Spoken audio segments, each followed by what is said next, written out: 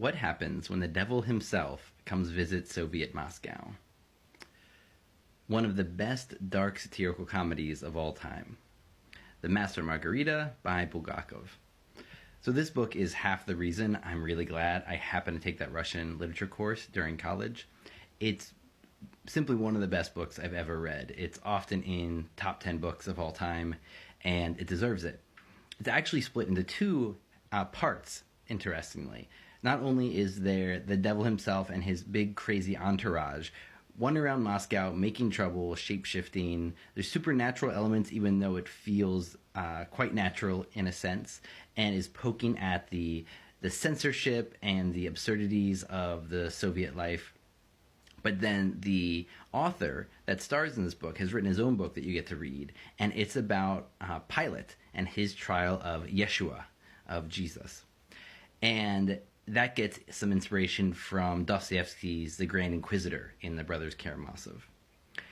And this book is also heavily influenced by Faust as well, which, as you saw previously, is another favorite around here. And so this book is just so dark and so funny and such an amazing take on the Soviet system. This was his last book. This was his swan song he was working on as he was dying of a kidney disease. And he read it to his friends and then said he was going to take it to the book office the next day. And they were horrified. They knew that this would be a terrible thing for him personally.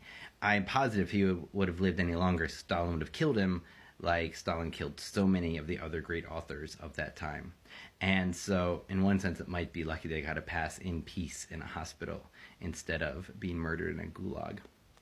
And so, this book inspired a ton of adaptations and films and follow-up works in all kinds of different directions. Music as well. There's some cool animated versions of this because it's just so over the top. What happened after it got published is that the official version was very, very censored. And so the uncensored version got released in the West and then transferred around Russia in what's called samizdat. Samizdat.